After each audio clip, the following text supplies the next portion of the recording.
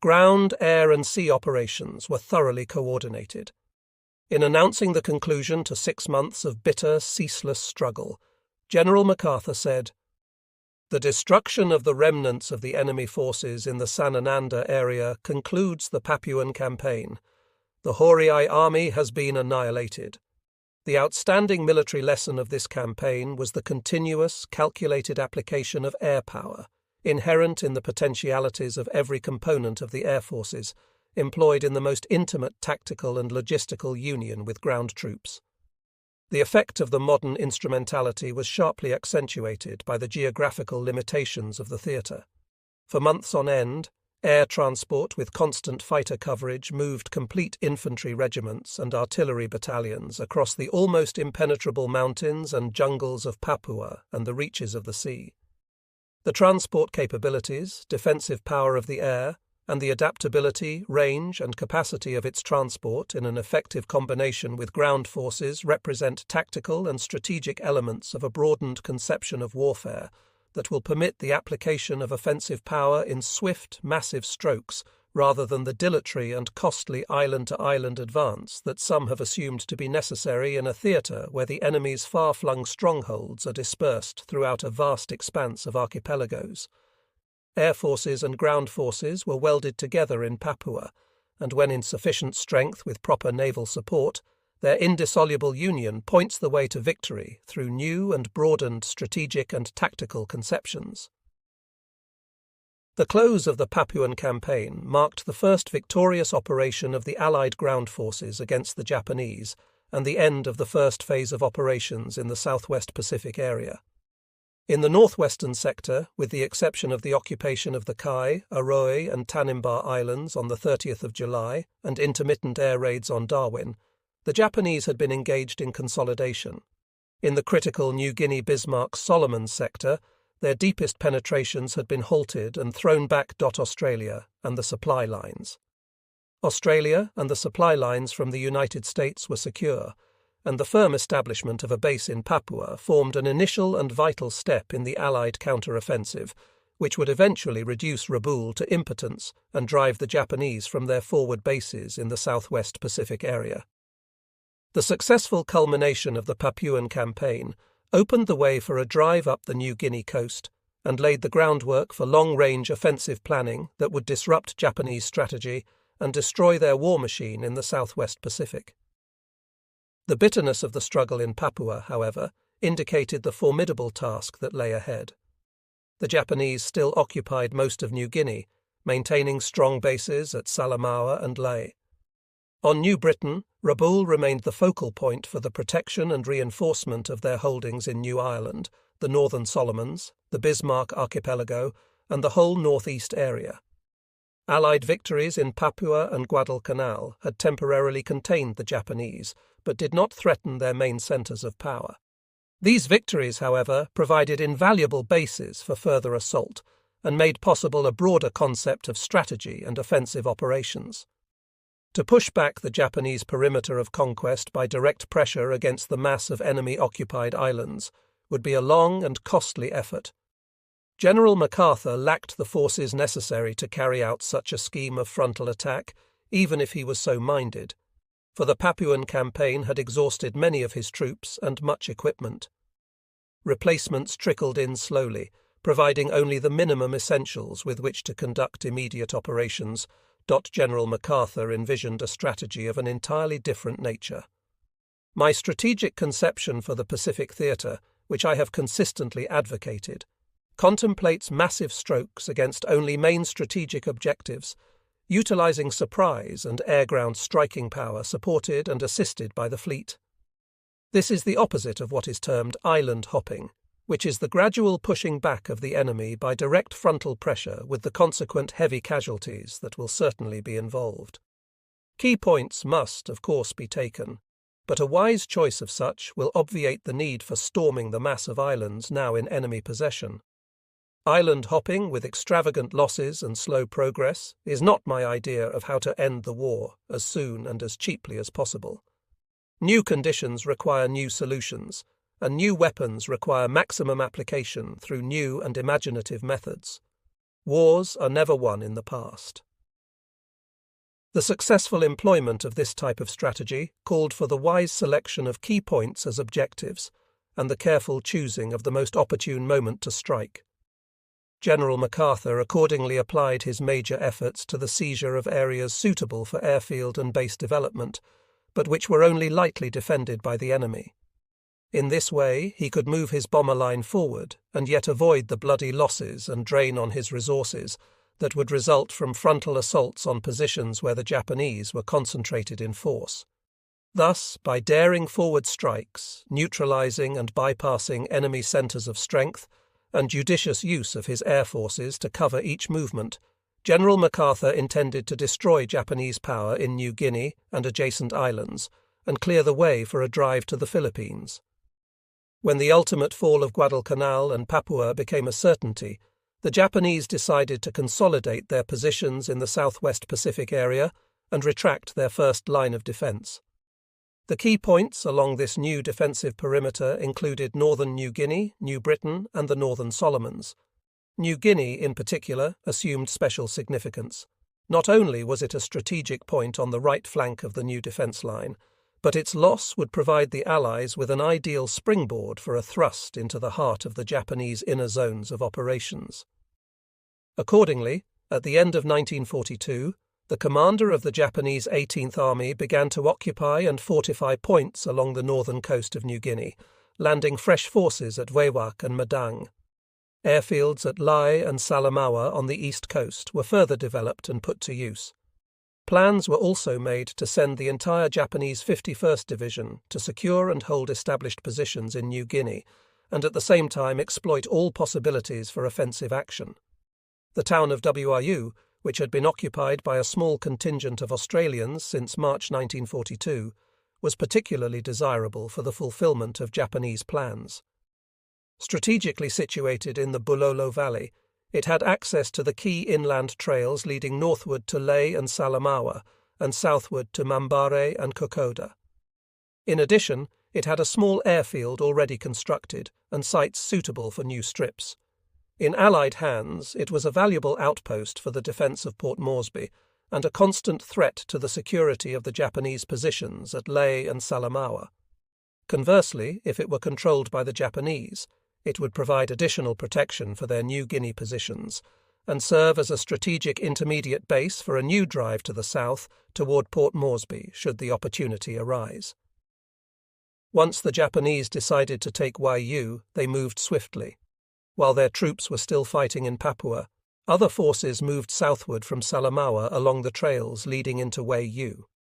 On the 27th of January, just 5 days after the fall of Kirua and Sanananda, they launched an attack against the weak Australian garrison occupying this strategic outpost. The situation was serious. Only the small Kanga force, which had occupied the WAU area since March 1942, and a portion of the Australian 7th Brigade, which had recently arrived by air in anticipation of a possible enemy assault, were protecting the town. Bad flying weather had prevented the further dispatching of airborne troops, and the thick jungle trails made any rapid overland reinforcement impossible. The Australian defenders, numerically inferior, attempted to hold off the enemy advance until more reinforcements could be sent, but they were gradually forced back toward the airstrip. The Japanese pushed forward until they were within 400 yards of the strip itself and had virtually surrounded the beleaguered Australian garrison. A timely break in the weather at this critical point, however, enabled the Allies to fly in the remainder of the 7th Brigade from Port Moresby. On the 29th of January, plane after plane landed in rapid succession on the small airfield, while the fighting was still in progress. During the first day of airborne reinforcement, 57 landings were made on the Wau airstrip, and for several days thereafter, Allied air transports shuttled between Port Moresby and WAU, carrying additional personnel and materiel to the sorely pressed garrison. Thus strengthened, the Australians soon shattered the enemy attack and moved forward. By the 4th of February, the Japanese were in full retreat. Beaten and disorganized, they fled in disorder along the jungle trails, seeking refuge in their outpost at Mubo. It was later learned that more than 1/4 of the original enemy force which had set out to capture WAU was lost. On the 6th of February, the Japanese Air Force made a belated attempt to disrupt the Allied transportation system by attacking the WWII airstrip. Disproportionate losses, however, soon halted any further bombing efforts by the Japanese. This air attack concluded the struggle for WAU, leaving the town and the airstrip securely in Allied hands. The WAU operation had once more clearly demonstrated the adaptability of air transport, not only for conveying needed supplies and ammunition, but also for the rapid landing of fully equipped troops under enemy fire. It again proved that air transport had become a strong and trusty weapon of the armed forces. The battle also marked the last attempt by the Japanese to seek new territory in New Guinea. From then on, in anticipation of a major Allied advance, their entire efforts were concentrated on strengthening the positions they already occupied. The action at WAU contributed significantly to the success of the forthcoming Allied offensive in the region of the Huon Gulf and the drive against the vital Japanese bases at Salamaua and Lae. Soon after the WAU operation, the Allies began to deploy their forces in preparation for future assaults against the enemy. In March, Headquarters, 3rd Australian Division took over operations in the WAU area, while the 5th Australian Brigade moved along another trail toward Bobdooby on the Francisco River above Mubo. In April, the Australians held positions in front of both Bobdooby and Mubo, waiting until other troops could be readied for a full-scale attack on Salamaua and Lae.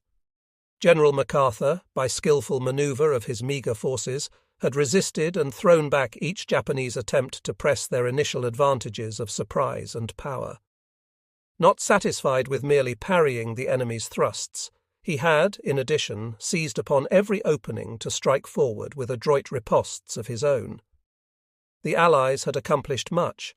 In 1 year, their strategic position had vastly improved, and at the end of February 1943, General MacArthur was able to report, Allied forces control Australia, Papua, Southeast Solomons, Fiji, and the land and sea areas south of the line Boona-Goodenough Fijis. Advanced airdromes are along the Darwin-Moresby-Boona-Guadalcanal line, and these, with further development, will support initial operations toward the Bismarck. Although the Allied successes in Papua and the Solomons were encouraging in themselves, they were only preliminary steps in the major effort necessary to destroy the enemy's military power. These successes did show, however, that the Japanese were being forced to relinquish the tactical initiative. In spite of the fact that General MacArthur still lacked the resources required for a full-scale offensive, he was now able to plan along lines that would bring his forces to decisive grips with the full strength of the Japanese war machine. The problem presented was unique. Throughout the entire Southwest Pacific, there was not a single concentration of Japanese strength in any particular area that could be brought to battle, as in ordinary warfare. Japanese forces were placed to protect strategically vital ports and airdromes throughout an archipelago that extended over 900 miles from Manus in the Admiralties to New Georgia in the Solomons, and 400 miles from Kavieng on New Ireland to Lae on New Guinea. In this way, the Japanese could command large expanses of territory by merely controlling certain key approaches. If these specific points, however, could be deprived of naval and air protection, they would become extremely vulnerable to amphibious assault, and the Allies could, in turn, dominate and exploit these areas to their own advantage. General MacArthur had long recognized the necessity of amphibious training for his troops. He knew that the Japanese were already trained and equipped for seaborne operations. Their campaigns into the Southwest Pacific had been planned far in advance, and their veteran troops had previous experience in amphibious maneuvers. By comparison, his own ground troops, including those employed in the Papuan campaign, needed additional amphibious training before they could be effectively used in an overwater operation. His training program, however, had been held up by a chronic shortage of landing craft and other special equipment. In early 1943, this shortage was partially relieved by the assignment of the 7th Amphibious Force of the U.S. Navy and the 2nd Engineer Special Brigade of the U.S. Army to the Southwest Pacific area. Each of these units was designated for a specific task. The 7th Amphibious Force, equipped with transports, cargo vessels, and landing craft of all types, was to be employed for major amphibious movements, while the engineer brigade, with small boats limited to a range of 60 miles, was to be used for shore-to-shore operations. Responsibility for amphibious training was given to Rear ADM Daniel E. Barbey, commander of the 7th Amphibious Force, in January 1943. The program provided 4 weeks of intensive training for the battalion, regimental, brigade, and divisional combat teams, during which time they were taught to embark, proceed overseas, and land on hostile shores. A complete rehearsal was given to each task force assigned to a particular assault mission immediately before the operation was launched. Ground, air, and naval units utilized the interval between campaigns to complete their standard training. Weaknesses brought out in combat were corrected, and newly arrived replacements were taught the techniques peculiar to tropical and jungle warfare. With a smoothly running amphibious training program, General MacArthur felt that his troops would soon be ready for a broadening of the offensive. Southwest Pacific Area Command. In order to derive the maximum striking power from the different nations united in the fight against Japan, a rather complex command organization was worked out for the Southwest Pacific Area, Plate number 32. Originally, the various national components were united for training and tactical employment, but remained separate and distinct for all other purposes. The Australian 1st and 2nd Armies and the United States 6th Army were under the operational control of Allied land forces, which established separate task forces for each operation.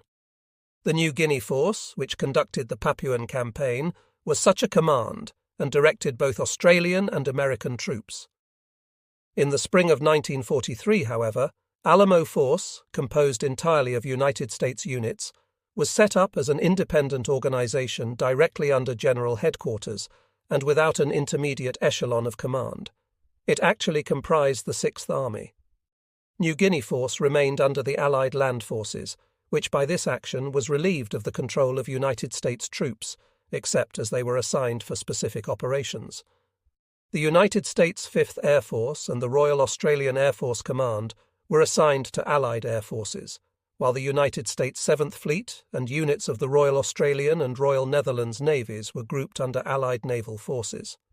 These two commands remained united throughout all operations of the Southwest Pacific area, but the naval units were divided into separate task forces according to the specific mission assigned. The Australian military forces, the Royal Australian Air Forces, and the United States, the Royal Australian, and the Royal Netherlands navies were each responsible for the administration and supply of their own nationals. The United States Army Services of Supply, placed under United States Army Forces in the Far East, provided logistical support for the United States ground and air forces.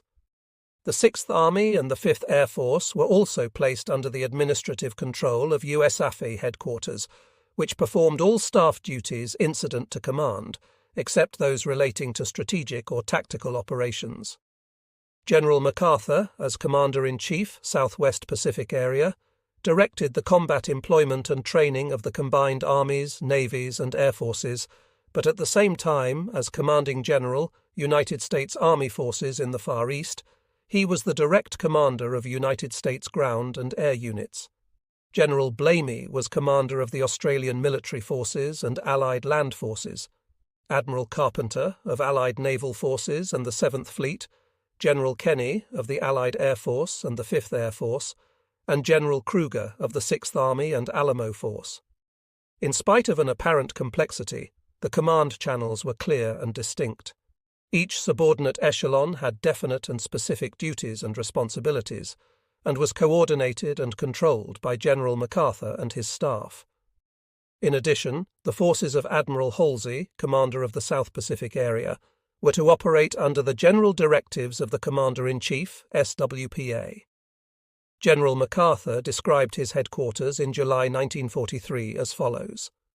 Complete and thorough integration of ground, air, and naval headquarters within General Headquarters is the method followed with marked success in the Southwest Pacific Area, rather than the assembly of an equal number of officers from those components into the General Headquarters staff.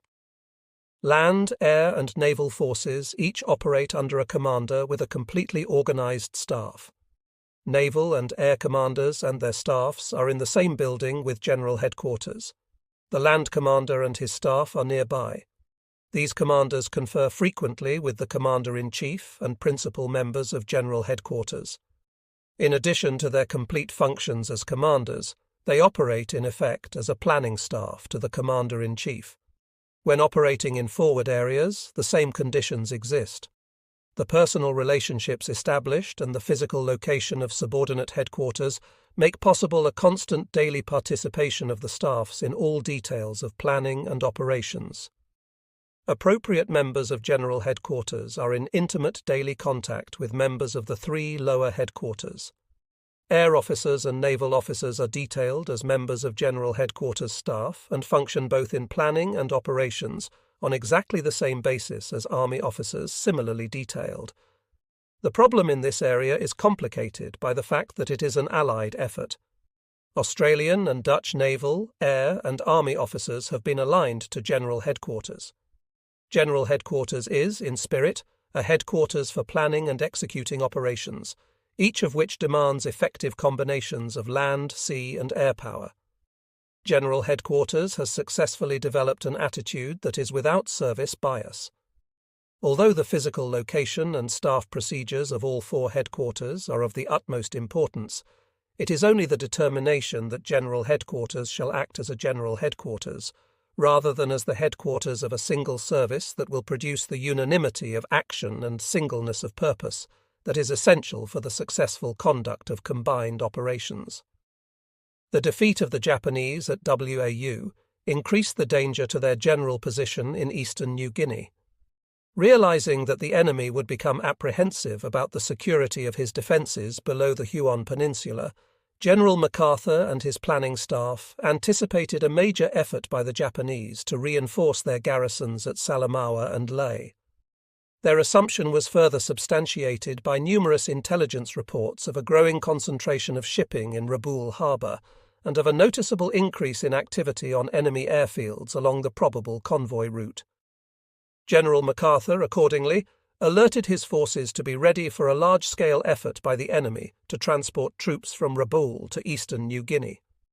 So certain were the Allies of an imminent convoy movement that General Kenny's air forces carried out actual practice manoeuvres under conditions similar to those expected, reconnoitering the most advantageous routes of attack so that superiority could be attained at the point of combat.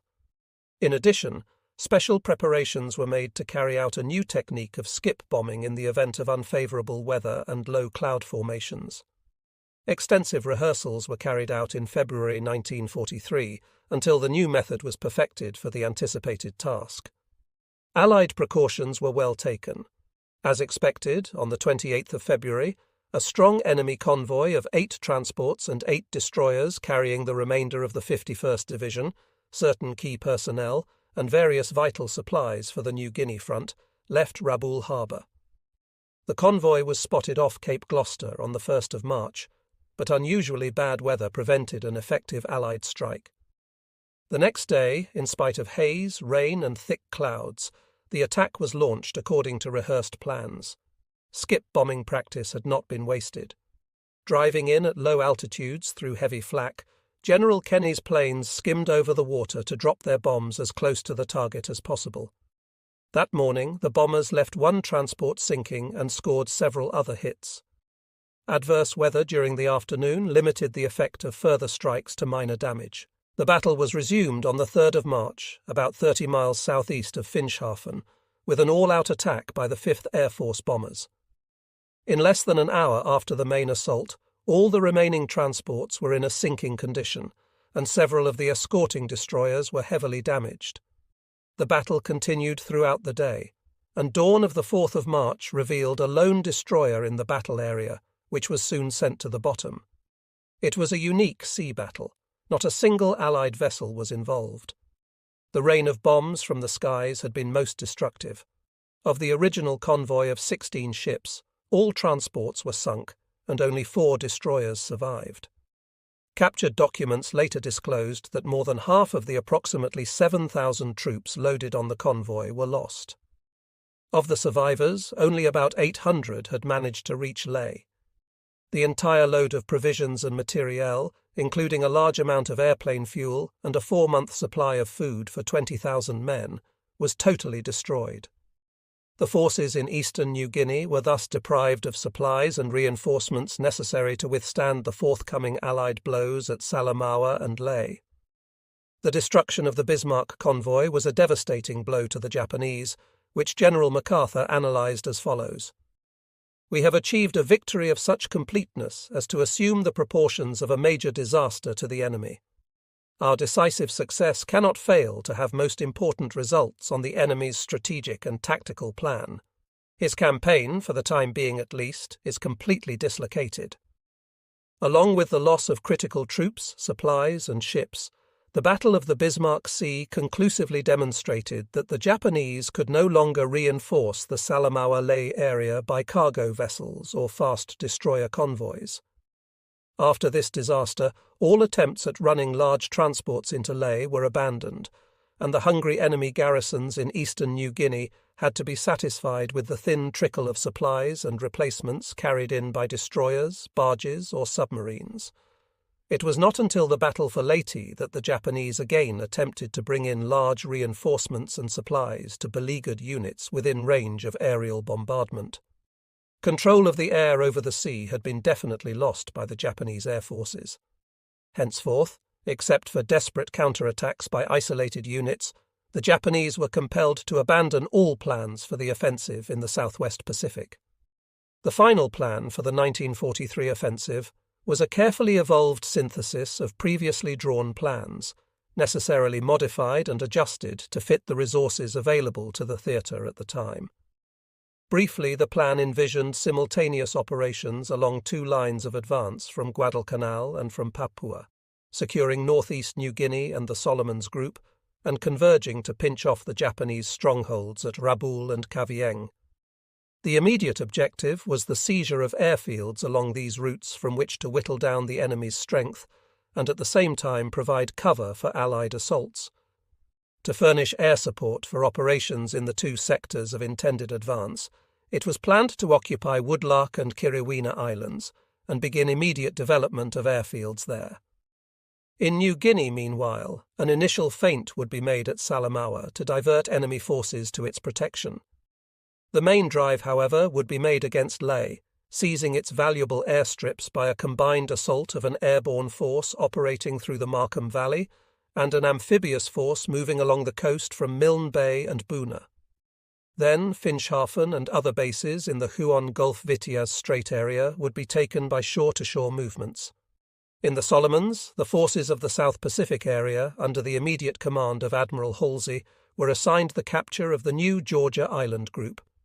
After attaining these objectives, both parts of General MacArthur's command, the Southwest Pacific and the South Pacific, covered and supported by the newly won bases, would push on to strike simultaneous blows against New Britain to the west and Bougainville to the east. Operations could then be undertaken to deprive Rabaul of naval support and airborne supply, and to eliminate it as a threat to the Allied flank. Each subordinate command was delegated the responsibility of developing its own part of the designated operations. Liaison officers kept the various headquarters informed of what the others were doing and gave technical aid and advice. In addition, conferences between the planning staffs were held frequently. The rare problem that could not be solved by these methods was taken up by the commanders involved, or, if necessary, referred to General MacArthur for final decision. These plans required extensive and careful preparation. Existing airdromes at Port Moresby and Buna were incapable of furnishing adequate fighter protection for an airborne assault in the Markham Valley, so additional airfields in the interior were developed at Benabena, Tsili Tsili, and in the Bulolo Valley. Bases on the coast through such points as the mouth of the Mambare River and Morobe Bay were constructed, and work was rushed on the road from the Lake Kamu River to Waiu. Further study of the facilities of the U.S. 2nd Engineer Special Brigade indicated that it could transport only one stripped brigade, approximately 3,000 men, which was insufficient for the planned assault upon Lae. It was decided, therefore, to move the entire Australian 9th Division from its staging area at Milne Bay in the larger craft of the U.S. 7th Amphibious Force.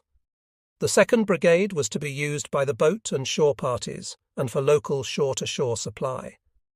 As the task forces completed their plans and assembled their troops, The engineers and other units of the United States Army Services of Supply and of the Australian military forces developed and improved airfields at Milne Bay, Boona, and Goodenough Island to provide close fighter cover and support for the projected amphibious movements and assaults. Supplies and equipment for the separate national forces were brought forward to the advance bases from the zone of the interior in Australia. The logistical problem was extremely difficult, primarily because of the shortage of shipping.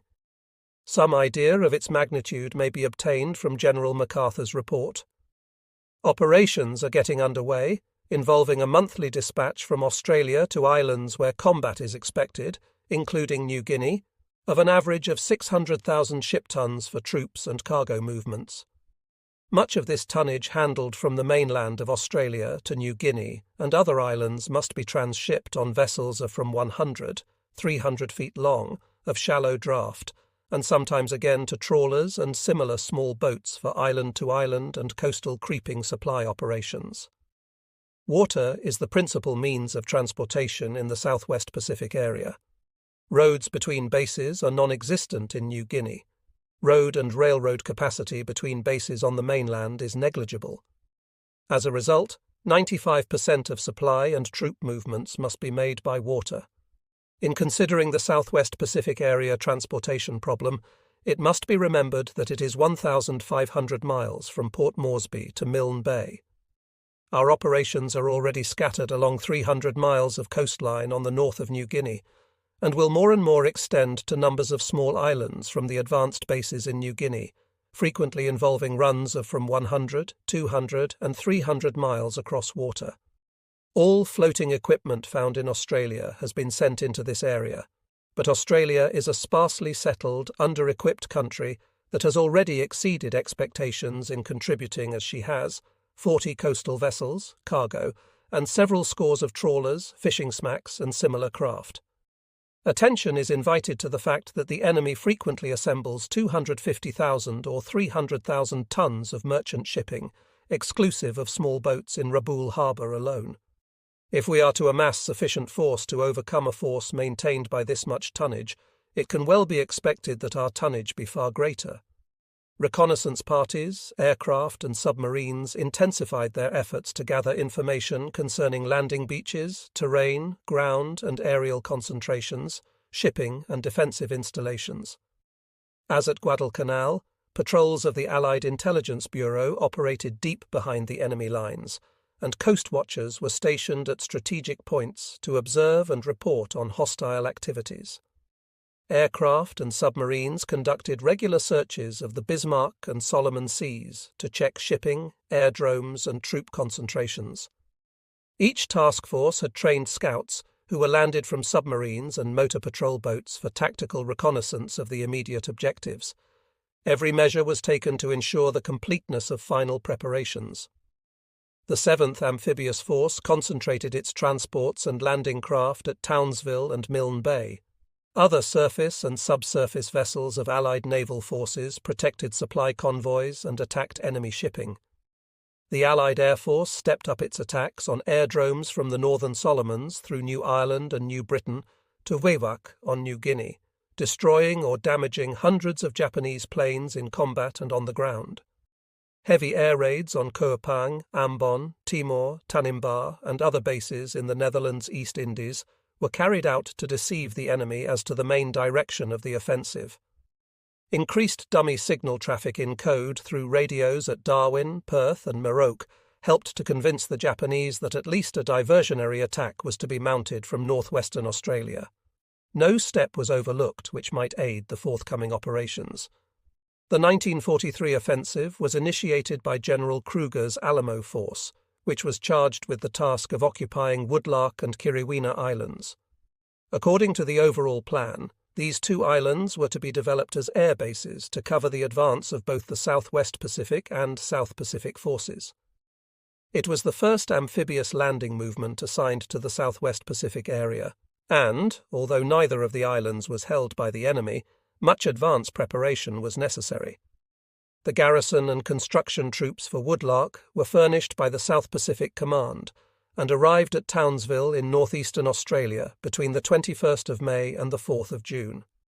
The units for Kiriwina were scattered along the Australian mainland and at Port Moresby.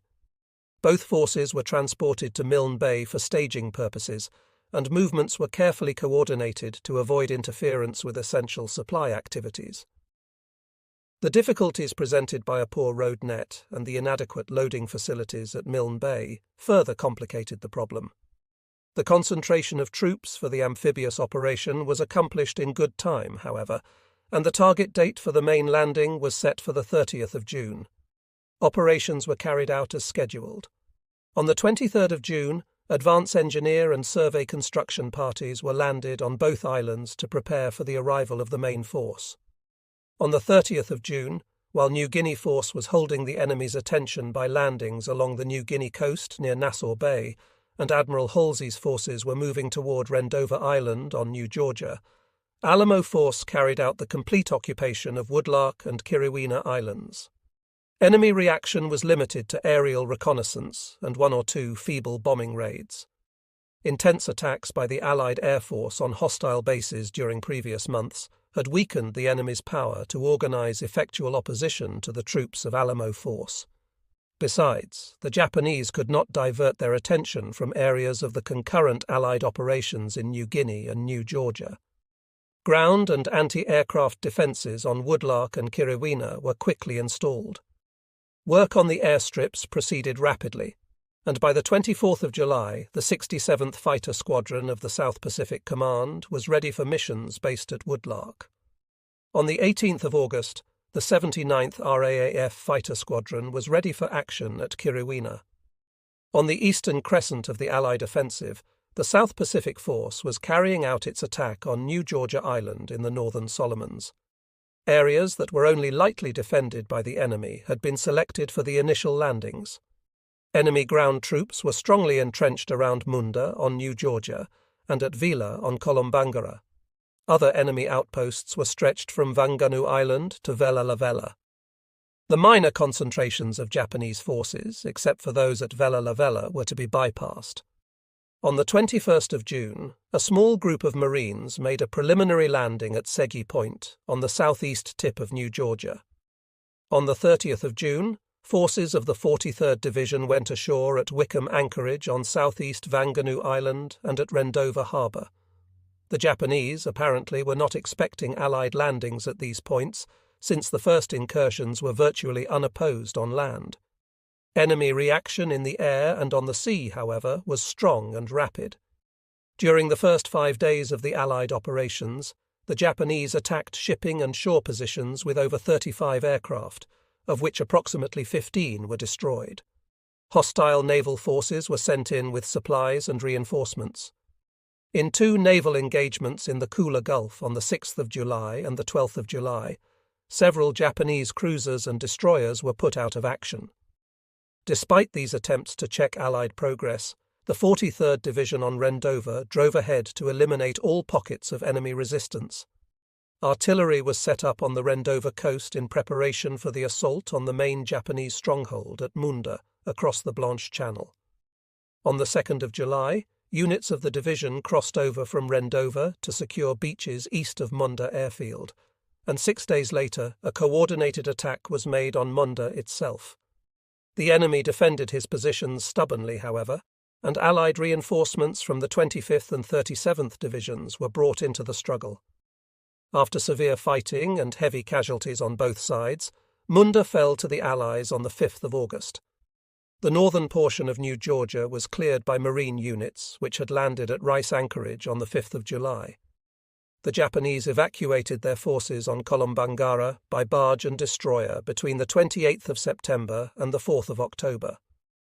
By the 10th of October, New Georgia and its adjacent islands, including the airdrome at Vila, were in Allied hands.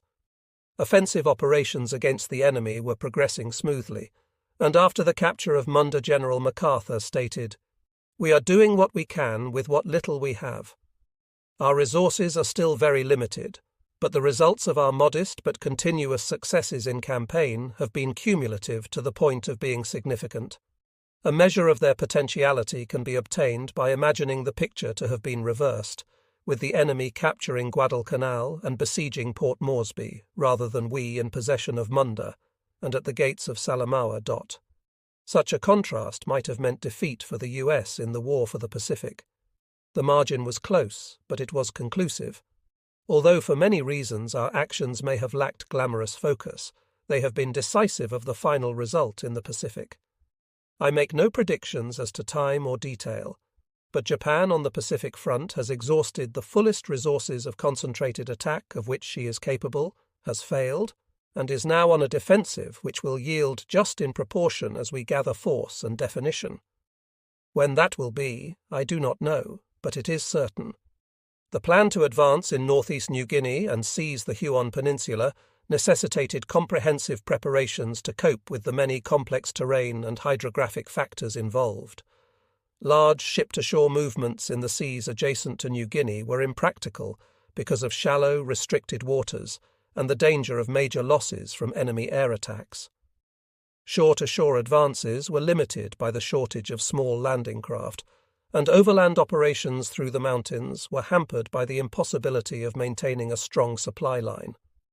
To surmount these problems, it was planned to conduct a combined amphibious, airborne and overland drive from the east and west, utilizing each type of maneuver where most practical and coordinating the overall operation to obtain maximum striking power. Again, the keynote of General MacArthur's policy was the use of his land, naval and air forces as a composite team. Early in May, he issued Warning Instructions No. 2, which directed New Guinea Force to seize and occupy the area containing Salamaua, Lai, Finschhafen and Madang. Under the warning order, New Guinea Force was given the code name Phosphorus and put under the command of General Blarney, with General Herring named as his deputy. Lae, the gateway to the Huon Peninsula, was the first main objective for this new advance in New Guinea. This enemy stronghold was protected not only by well-prepared defences of its own, but also by a cordon of fortified positions at Mubo, Bobdubi, Komiatum and Salamaua, which stood guard over its approaches, plate number 34. It was decided that a United States amphibious force would be sent along the eastern coast of New Guinea to effect a landing that would permit a junction with the Australians already operating along the outskirts of Mubo. The boats of the 2nd Engineer Special Brigade, selected to transport the troops and equipment, were limited in range, making it necessary to debark within 60 miles of Morobe, a port of departure secured by the Allies early in April. Nassau Bay was chosen as the point of the proposed amphibious landing. The United States troops were to join the Australian 17th Brigade in a combined attack on Mubo, while the 15th Brigade moved forward from the Missim area to take Bobdubi Ridge to the north between Mubo and Salamaua. On the 30th of June, while other Allied forces were striking in the Trobriands and at New Georgia, a reinforced battalion of the United States 162nd Infantry landed at Nassau Bay. The area was unoccupied by the enemy, and subsequent resistance was light. While the 15th Brigade drew enemy attention to its attack on Bobdubi, United States troops, according to plan, drove west from the coast to link forces with the Australians at Mubo on the 14th of July. With the aid of heavy artillery bombardment and effective air support from the 5th Air Force, the Allies succeeded in occupying Mubo and pushing the surviving Japanese back towards Salamaua. The Japanese took up new positions along the line Bobdubi-Mot, Tambu-Komiatum, where the Allied advance temporarily halted. Meanwhile, 2 more battalions of the 162nd Infantry landed at Nassau Bay and moved up to Tambu Bay, where they encountered difficult terrain and powerful enemy defences around Roosevelt Ridge. The Allies soon manoeuvred to cut the Japanese line of communications, however, and began to encircle their positions from the flanks and to the rear. The Japanese tried vainly to prevent the steady closing of the Allied trap by desperate counterattacks from Mount Tambu and Roosevelt Ridge. They knew that if any of their outer defences were pierced, the Allies would command dominating positions from which to bombard Salamaua itself with direct fire. The Allied forces continued to close in. Nevertheless, on the 9th of August, the Japanese abandoned Mount Tambu and Komiatum Ridge and retreated to a line along the Francisco River. Salamaua now lay open to assault. General MacArthur, however, had not planned to take Salamaua immediately. Its airfield had been rendered useless, and the town proper was of little importance to operations. The main purpose of the Allied attack on this small isthmus on the east coast of New Guinea was to siphon off enemy strength from his ley defences and lure his troops and supplies southward to be cut to pieces on the Salamaua front. It was intended to deceive the Japanese into believing that Salamaua was the prime objective of the Allied advance, and this strategy was later to prove most successful. Meanwhile, under cover of the Salamaua operations, the Allies were preparing for the principal drive to capture the strategically important town of Ley. Accordingly, Salamaua was not to be taken until the assault on Ley was actually underway.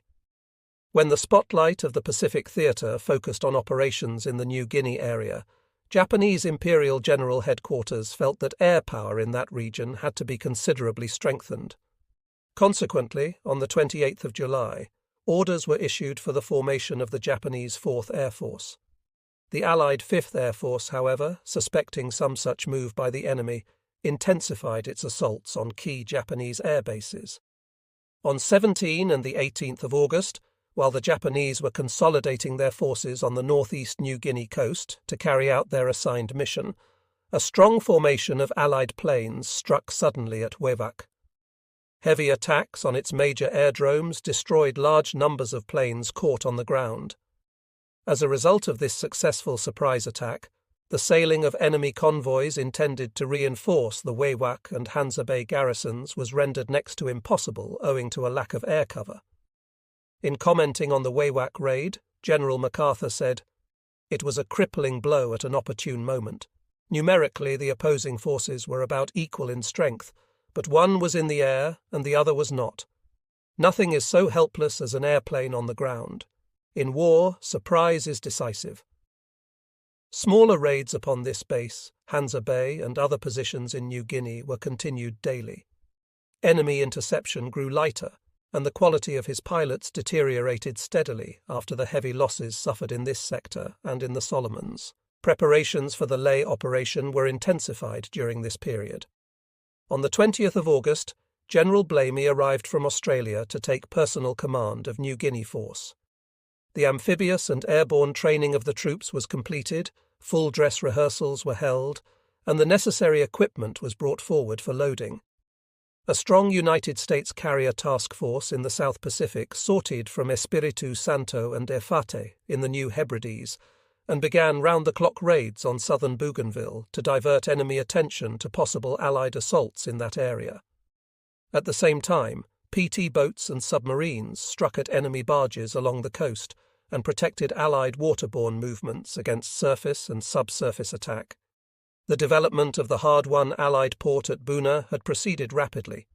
It was to be the base of operations for the Australian 9th Division in its attack on the enemy's left flank. Actually, the timing of the Ley operation depended to a great extent upon the speed with which Buna could be built up as an intermediate supply base and staging area on the road from Milne Bay to the Ley beaches. On the 1st of September, the Australian 9th Division embarked in the transports and assault craft of the 7th Amphibious Force at Milne Bay. After a stop at Buna for reinforcements, fueling, and a final check, the landing force moved forward. On the 4th of September, under cover of continuous Allied airstrikes at WWII, Hansa Bay, Alexishafen, Madang, and New Britain, the main attack on Ley was launched. The assault troops hit the beaches at Bulu Plantation and at the mouth of the Busu River, less than 20 miles from Ley. Plate number 35. Minor opposition from enemy snipers was quickly eliminated, and the troops drove on up the coast toward Ley itself. At the same time that the Allied amphibious assault was being carried out east of Ley, a bold scheme was in progress to strike the enemy simultaneously on his right flank. It was planned to fly the Australian 7th Division directly from Port Moresby and land it in the Markham Valley to attack Ley from the west. The success of this manoeuvre depended upon the seizure of a pre-war emergency landing field located at Nadzab across the Markham River. The previously developed airstrips at Sili Sili and WWII were to provide the necessary fighter cover for such an airborne manoeuvre. On the 5th of September, the United States 503rd Parachute Regiment, accompanied by General MacArthur himself, took off from Port Moresby on the first major jump of United States paratroopers in the Pacific War. "I did not want our paratroops to enter their first combat fraught with such hazard," said General MacArthur, "without such comfort as my presence might bring to them." Transport after transport poured out its cargo of fully equipped paratroopers upon the vital airstrip. Watching the multicolored parachutes spread themselves over the valley, General MacArthur felt the satisfaction of seeing this daring operation carried out with smooth precision. Even before he left the scene, the ground was being prepared for the big transports as flamethrowers began to eat away the large patches of tall kunai grass. On the next day, the first of the planes bearing elements of the 7th Division landed on the runway to discharge its precious load of troops and equipment. The Allied circle around the enemy at Leh began to tighten rapidly. Advanced troops of the 7th Division joined the paratroopers and drove along the Markham Road to approach Leh from the west. The 9th Division hammered in from the coast while the Allies increased the pressure from the air and on the Salamaua front to the south. On the 11th of September, the Francisco River line was breached and the grim defence of Salamaua was smashed. The Allies closed in on Leh from all sides. The Japanese were surrounded except for one narrow route of escape northward through the dense jungles and almost impassable mountain trails of the Huon Peninsula. As the Allied noose gradually choked them off from all hope of aid, the Japanese yielded their positions and, discarding almost all equipment, began a precipitous flight through jungle and mountains towards Chiari in a desperate effort to escape complete annihilation. On the 16th of September, Leh was occupied by the Allies. Another valuable link was forged in the chain of air bases that would eventually encircle and render helpless the powerful Japanese war machine. While the airstrip at Leh was being developed as a new forward base for Allied transport planes, New Guinea Force moved onward. Its next objective was Finschhafen, a busy enemy port on the tip of the Huon Peninsula. A keystone in the arch of the Japanese defences guarding the western side of the strategic Vitiaz Straits, it was a valuable prize to be plucked from enemy hands. Plans for the assault of Finschhafen had been mapped well in advance. Immediately after the fall of Leh, the 20th Brigade of the Australian 9th Division, which had made the initial Leh landing, started on its next mission. On the 22nd of September, it rounded the jutting Huon Peninsula and landed just north of Finschhafen. Plate number 36.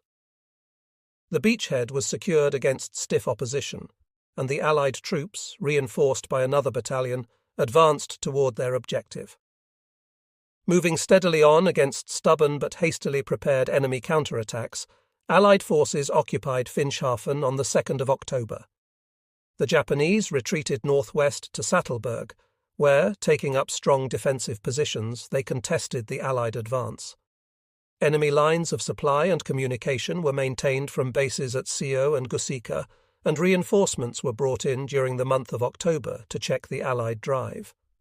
As one part of New Guinea Force carried out amphibious operations along the coast of the Huon Peninsula, another part was cutting inland below the enemy along the Markham Valley. Elements of the Australian 7th Division moving up from Nadzab seized Kayapit, west of the Laron River, on 18, the 19th of September. From there they went on to Gusap and thence to Dumpu, which was taken on the 4th of October. These latest conquests provided new sites for the development of advanced airfields, which would give the Allies an additional string of important operational air bases stretching from Sili Sili through Nadzab, Kayapit and Gusap to Dumpu. On the 25th of November, New Guinea Force resumed its drive on the Huon Peninsula and pressed forward against continuing bitter resistance to occupy Sattleburg. Moving north from Sattleburg, it pushed on to take Wario on the 8th of December. The capture of Finschhafen and the subsequent drive up the New Guinea coast, together with the simultaneous air-ground movement of 200 miles up the Markham Valley through the centre of New Guinea, gave the Allies control of the entire Huon Peninsula. The Allied manoeuvre outflanked and contained all important enemy centres on the peninsula and rendered impotent his numerous positions and installations along the northeast coast of New Guinea. The speed of this double envelopment apparently caught the enemy unprepared and resulted not only in the serious dislocation of his grip on New Guinea, but caused him enormous losses of men and material which he found impossible to replace. Admiral Halsey's South Pacific Force, meanwhile, was engaged along the other crescent of advance in the Northern Solomons. Originally, it had been planned to capture and consolidate the airfields near Fezi in the Shortland Islands and near Buin on southern Bougainville to cover a further advance to Kieta on the east coast. Plate number 37. Heavy concentrations of enemy strength at these two places, however, later made it advisable to amend the plan in favour of bypassing these enemy strongholds and making an incursion farther north at Torokina along Empress Augusta Bay. Aircraft could then neutralise Buka to the north, while naval forces could close the sea route through St. George's Channel to Rabaul, and at the same time cover the projected assault on western New Britain. To assist the operations of the South Pacific Force, bombers from the 5th and 13th Air Forces, escorted by fighters from Kiriwina and Woodlark, were to attack airdromes and shipping at Rabaul and Buka from the middle of October to the 6th of November. The South Pacific Force, shielded by these raids, would then occupy Treasury Island and northern Choiseul about the 20th of October to establish radar and motor torpedo boat bases for the subsequent attack against Empress Augusta Bay. The daylight air raids on Rabaul by General MacArthur's air forces commenced with the Great Strike on the 12th of October. To inflict maximum damage upon the enemy, the attack was timed to take place when observation photographs disclosed the largest number of enemy planes on the ground. Just as the right wing of the Japanese Air Force had been smashed at Wewak, General MacArthur hoped this time to destroy their left wing at Rabaul. The division of enemy air power into groups operating from these two widely separated bases made it possible for him to throw his entire available air strength alternately against one flank and then the other, thereby acquiring in each case superiority at the point of attack. The Allied strike at Rabaul, like the one at Wewak, again caught Japanese planes on the ground, severely crippling the enemy's air strength and greatly damaging his merchant and naval units in the harbour.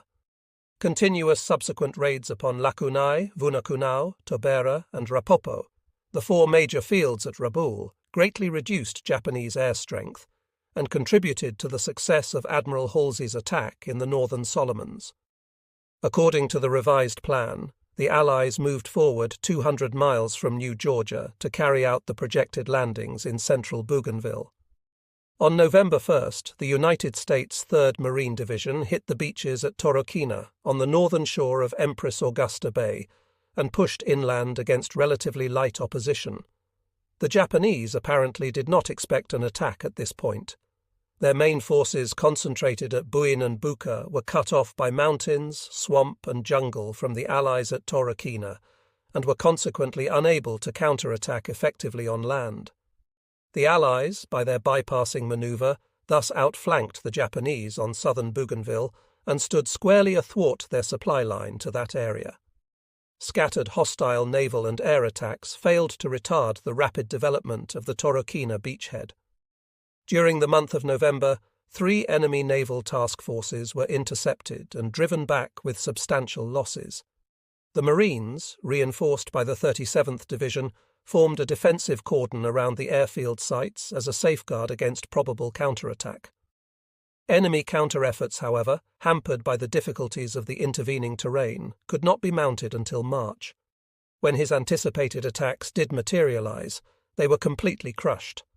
After that, the Japanese contented themselves with small, ineffective raids that continued sporadically until the end of the war. The strategic aim of the Bougainville operation had been accomplished with the investment of Empress Augusta Bay. The Allies now possessed new airfields within 250 miles of Rabaul to help complete its isolation and neutralization. With the ousting of the Japanese from the Huon Peninsula, General MacArthur had secured domination over the western approaches to the Vitiaz Straits. To remove completely all threats of enemy interference with his operations in those strategic waters, he decided to lose no time in completing his conquest of the straits and seizing control of its eastern shores. He accordingly directed Alamo Force to occupy Cape Gloucester on the southwestern tip of New Britain, setting the target date initially as the 20th of November. This date was based upon the assumption that the airdromes in the Finschhafen-Markham Valley area would be fully developed and capable of providing close support and cover. On the 4th of November, one regimental combat team was to seize an airfield site at Lindenhafen Plantation near Gasmata on the south coast, and then prepare to neutralize the surrounding region and prevent its use by the enemy. This operation would protect the southeast flank of the forces involved in the main effort against Cape Gloucester, which was to be launched 6 days later by a combined amphibious and airborne attack on the other side of New Britain. Unforeseen developments, however, necessitated some changes in the original plans. The engineers reported in late October that the supporting airdromes could not be completed on schedule. The attack upon Lindenhafen, therefore, was postponed until the 2nd of December, and that upon Cape Gloucester until the 26th of December. Intelligence reports received in November indicated that the Japanese garrison in the Gasmata area had been reinforced and was expecting an attack, but that other areas, particularly Arawe, were weakly held.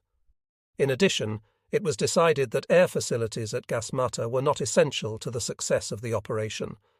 Under these circumstances, the attack was cancelled, and instead it was planned to capture Arawe on Cape Mercus to the west in order to provide the necessary motor torpedo boat base for the protection of the main convoy movement to Cape Gloucester. The seizure of this port was therefore substituted for Lindenhafen, and a target date of the 15th of December was assigned to allow Alamo Force adequate time to provide for the change in plan. In preparing for the New Britain landings, the heavy concentration of enemy air strength on the Rabaul airfields constituted a serious menace to Allied operations. In spite of repeated raids on their airdromes, the Japanese continued to send planes aloft in considerable numbers. During the month of November particularly, their efforts in the air reached a new peak of activity, indicating that plane reinforcements in substantial strength were arriving at Rabaul, Kavieng, Wawak, Hollandia and Madang. This resurgence of enemy air power presented an added problem in the guarantee of adequate air coverage for the New Britain operation. There was no illusion that the naval convoy would escape heavy Japanese bombing attacks. To enable the fighter planes of the Allied Air Force, which were based on widely scattered fields, to rendezvous over Vitiaz Straits and maintain a continuous air umbrella over the convoy, General Kenny needed advance reports of Japanese air sorties against Allied landing forces at Arawe and Gloucester. General MacArthur's G2 had anticipated this need and had taken steps to develop a comprehensive radio warning net of intelligence agents behind the Japanese lines. 3 months prior to the Allied invasion of New Britain, the U.S. submarine grouper had landed 16 Allied Intelligence Bureau operatives and 27 specially trained natives on the island. These operatives had slowly infiltrated inland, and on the day of the Allied landings, they were in strategic positions to report on enemy activity and to give ample notice of oncoming enemy air formations. The requisite troops and amphibious craft of Alamo Force were concentrated at Milne Bay, Boona and Goodenough Island, while Allied planes began preparatory bombardment. Over 1,500 sorties were flown against Cape Gloucester alone during December, and 3,700 tons of bombs were dropped. Gasmata and other positions on the south coast of New Britain were raided frequently, but to avoid alerting the enemy, Arawe was not attacked until the day preceding the landing. On the 15th of December, the U.S. 112th Cavalry Regiment, with strong air and naval support, went ashore at Arawe. Ground resistance was ineffectual, and beachhead positions were rapidly consolidated. As predicted by initial intelligence forecasts, however, the Japanese attempted to strike back swiftly and forcibly in the air. An estimated 100 planes appeared over Arawe within 3 hours after the landing, and from the 15th through the 17th, approximately 350 enemy sorties were made in one of the largest defensive air operations which the Japanese had thus far engaged upon in the Southwest Pacific. Allied fighters, however, forewarned of the impending strikes, scored heavily against each raid. The Japanese, nevertheless, continued to expend their plain strength against Arawe until it became apparent that the prime interest of the Allies lay elsewhere. Persistent Allied raids upon Cape Gloucester marked it clearly as General MacArthur's next objective. Even after the Japanese became aware of the Allies' true intention, they could do little to protect this vital position which guarded the Vitiaz Strait and the lines of communication between Rabaul and New Guinea. The Allied aerial and submarine blockade restricted troop movements to small craft operating under cover of darkness and prevented the concentration of air and naval forces in sufficient strength to resist an attack. The Japanese attempted to reinforce their garrison from the ground troops at Rabaul, but this reinforcement was inadequate to counter the force pitted against it. The mounting evidence of enemy weakness caused Alamo Force to cancel the airborne phase of the Gloucester operation and to rely entirely upon amphibious assault. On the 26th of December, 2 combat teams of the U.S. 1st Marine Division, commanded by Major General William H. Rupertus, covered and supported by heavy naval and air bombardment, landed on the beaches southeast and southwest of Cape Gloucester. The bombardment had proved very effective, and the beachheads were secured against minor initial opposition. The main difficulties were presented by the narrow beach, which heavy rains had converted into a sea of mud, and the thick swamp and jungle beyond. At the end of the first day, the Marines had established a perimeter approximately 900 yards in from the shore against stiffening resistance. As at Arawe, air reaction was initially strong and determined, but after continued successful interception by Allied fighters, enemy air activity virtually ceased by the end of December. Both flanks of the vital Vitiaz Straits had been secured, opening the waters of this strategic highway between the Solomon and Bismarck Seas for unrestricted use in the furtherance of Allied plans. After the recapture of Sattleburg and Wario, New Guinea force continued to advance along the Huon Peninsula against a steadily retreating enemy. The Japanese, with their supply lines rapidly disintegrating under sweeping Allied assaults, picked their way westward towards Sio and Madang. They were given no opportunity for respite or consolidation. Their weary troops were compelled to resume their retreat once more as the Australians moved into Sio on the 14th of January 1944. General MacArthur intended that this withdrawal should cost the enemy as high a price as possible. To cut off the main route of retreat and at the same time speed the Allied advance, he directed Alamo Force to make an amphibious landing at Sidor, midway between Sio and Madang. The landing was made on the 2nd of January, and the United States troops turned eastward to meet the fleeing enemy. General MacArthur described the predicament of the Japanese when he reported, "We have seized Sidor on the north coast of New Guinea. In a combined operation of ground, sea, and air forces, elements of the 6th Army landed at 3 beaches under cover of heavy air and naval bombardment. The enemy was surprised both strategically and tactically, and the landings were accomplished without loss. The harbour and airfield are in our firm grasp. Enemy forces on the north coast between the 6th Army and the advancing Australians are trapped with no source of supply and face disintegration and destruction. The Japanese, caught between the closing pincers of the 2 advancing forces, abandoned the main route of retreat and, trying desperately to reach Madang, scattered in chaotic flight into the jungle. The hundreds of exhausted and starved bodies of Japanese discovered later along the ridges and mountain trails attested to the fact that the jungle had done its part in completing the work of the Allies. The last enemy soldier was squeezed off the Sio-Sidor road when elements of the Alamo and New Guinea forces made contact on the 10th of February. Sidor was developed as an advance air and naval base to assist in the further conquest of New Guinea and for penetration into the Bismarck Sea, soon to be the next zone of Allied operations. The year 1943 had fulfilled its early promise. The propitious victory at Buna had presaged the Allied conquests to come. In marked contrast to the slow, uphill struggle of the preceding year, 1943 witnessed long strides by the Allies deep into enemy territory. The goals set at the beginning of the year had been successfully achieved.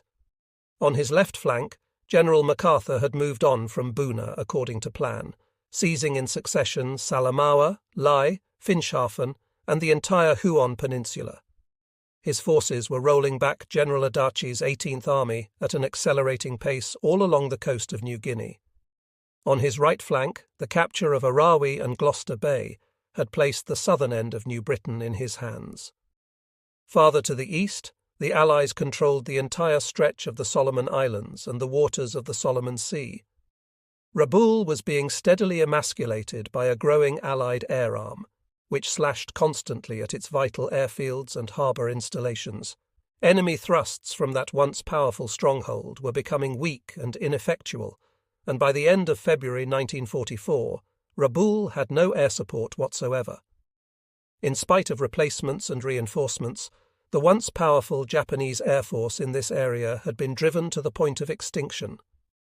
The gradual decimation of the enemy's land-based air power by the 5th and 13th Air Forces sharply decreased his ability to defend his vital sea lanes and opened the way for Allied naval craft to advance in increasing strength. It was these unrelenting and punishing attacks against major Japanese airfields and ground installations that won the battle in the skies and gradually destroyed the enemy air force in the New Guinea Solomons area. The Japanese, at the opening of the year, had held an advanced line running from Salamaua and Lae across southern New Britain and the Solomon Sea to New Georgia. Now their ground forces were pushed back to Madang, Rabaul, and Kavieng. In the air, the power of the Allied Air Force was increasing rapidly and could drive the enemy from the sky at almost any chosen point. On the sea, Allied naval units had demonstrated that they could cope with any threat to amphibious operations and defeat the enemy wherever he chose to give battle. The Japanese had suffered heavily in men and materiel. Huge amounts of discarded and abandoned supplies, guns, and ammunition marked the veering paths of their confused retreat as they were forced from one position after another.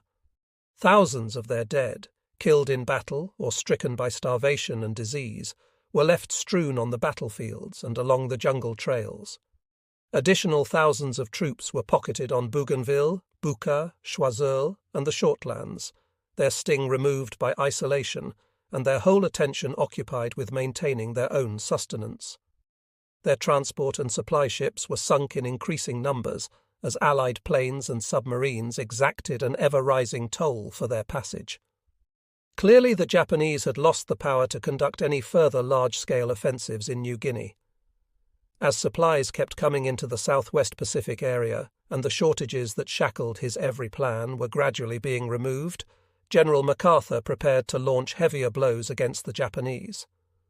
The route of General MacArthur's return to the Philippines lay straight before him, westward along the coast of New Guinea to the Vogelkop Peninsula and the Moluccas, Plate No. 39. The successive Allied blows in New Guinea, New Britain, and the Solomons had seriously breached the Japanese outer wall of island defences. General MacArthur was still about 1,600 miles from the Philippines and 2,100 miles from Manila, but he was now in a position to carry out with increasing speed the massive strokes against the enemy that he had envisioned since the beginning of his campaigns in the southwest Pacific area. With the Japanese confused and thrown off balance by the recent series of Allied successes, General MacArthur urged that the situation be exploited immediately. There are no large forces available in the Pacific which, with accretions scheduled for the current year, would permit the execution of an offensive which would place us in the Philippines in December if the force were employed in effective combination.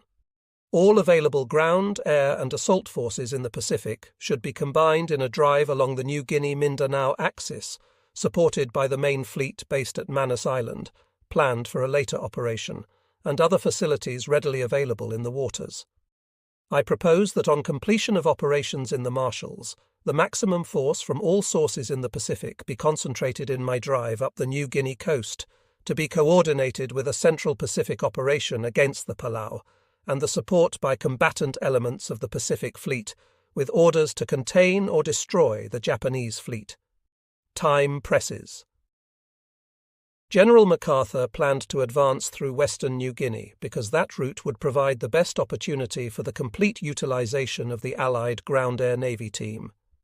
Such a drive, penetrating Japan's defense perimeter along the New Guinea line, would permit the bypassing of heavily defended areas and at the same time follow his tried-and-proved pattern of operations. The land-based bomber line would again be moved westward by the successive occupation of new air sites. Ground forces would be rapidly deployed forward by air transport and amphibious movements. Additional plane and ship bases would be established as each objective was taken. Enemy naval forces and shipping would be eliminated along the line of advance to prevent reinforcement. Then the same pattern would be repeated, neutralizing and pocketing hostile concentrations until the Allied forces were in position to make a direct attack against the Japanese in the Philippines. As a preliminary to the coming drive, General MacArthur directed the seizure of the Green Islands north of Bougainville. On the 5th of February, Allied troops carried out a weakly opposed amphibious landing and captured the islands to cut off an estimated 22,000 enemy troops to the south. Although the occupation of the Green Islands was a relatively minor operation, it completed the envelopment of the Solomons and rung down the curtain on that campaign. General MacArthur summarized the operation as follows. We have seized the northern end of the Solomons archipelago. New Zealand and American ground troops, covered by naval and air forces, landed and occupied the Green Islands. Enemy ground resistance was negligible and his air reaction weak. This culminates the successful series of flank maneuvers commencing in the New Georgia Group, which has gradually enveloped all enemy forces in the Solomons. These forces, estimated at 22,000 strong, dispersed through Choiseul, Shortland, Bougainville and Buka Islands, are now isolated from their source of supply at Rabaul. Starvation and disease, certain to ensue from military blockade, render their position hopeless. With their airfields destroyed and their barge traffic paralysed, the relief of these scattered garrisons is no longer practicable, and their ultimate fate is sealed. For all strategic military purposes, this completes the campaign for the Solomon Islands. During this same period, Admiral Nimitz's forces struck powerful blows in the Central Pacific. After successful attacks against Japan's strategic island bases in the Marshalls, which included the capture of Kwajalein in early February, they carried out a series of heavy raids westward on Truk in the Carolines. On 17 and the 18th of February, two powerful carrier airstrikes were directed against this Japanese naval stronghold, where an estimated 325 enemy planes were destroyed and over 30 ships sunk. These damaging attacks against Japan's two key defences in the Central Pacific opened a new horizon of activity for the U.S. fleet and forced the Japanese to withdraw their navy to more secure bases. Another indication of Japan's declining naval and air strength in the Central and Southwest Pacific at this time was reflected in the moves of other U.S. fleet units during 22 and the 23rd of February. A South Pacific destroyer team on a raiding and reconnaissance mission made a 2-day sweep of the waters in and around the Bismarck Sea without opposition. Although the destroyer's course led them through regions hitherto patrolled by enemy planes based in New Ireland and the Admiralties, and although they made several successful strikes on enemy merchant vessels and barges encountered along the way, their progress was never contested by Japanese air or naval units. The waters, once under complete enemy domination, could, it appeared, be traversed by Allied craft with comparative security. Before launching a full-scale attack to the west, General MacArthur needed an additional base near enough for staging purposes, and with a harbour of sufficient size to accommodate a large amphibious striking force. At the same time, he wished to ensure the protection of his right flank and to prevent reinforcements from reaching enemy troops bottled up in the Bismarck's Solomons area. The Admiralty Islands in the Bismarck archipelago filled these requirements. They possessed ideal natural harbours and airfield sites that could support subsequent operations along the New Guinea coast and against the Carolines and Marianas to the north.